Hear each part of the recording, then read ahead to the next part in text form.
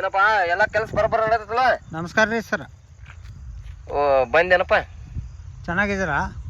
ಏ ನೀ ಮರ ಬಂತು ಯಾಕ? ಅಲ್ಲ ಸರ್, ನಿಮ್ಮ ಹೊಲ ಚೆನ್ನಾಗಿದೆ ಅಂತ ನೋಡಕ್ ಬಂದೆ.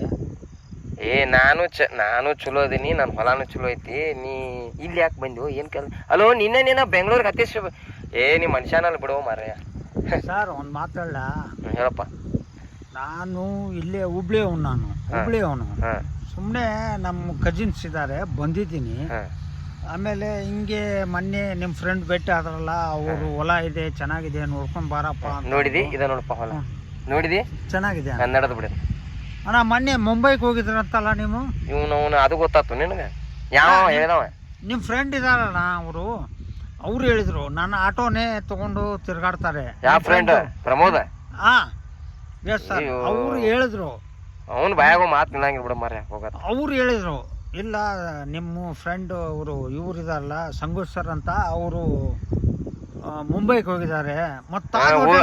ಹೋಗಿನೋ, ನಿನಗೇನು ಸಂಕಟ ಆಗತ್ತೋ ನಾ ಹೋದ್ರ? ಅಲ್ಲ ಅಣ್ಣ, ಅಲ್ಲಿ ಫೆಸಿಲಿಟಿ ಹೆಂಗಿದೆ ಅಂತ ಕೇಳಿದೆ. ಎದರ್ದು?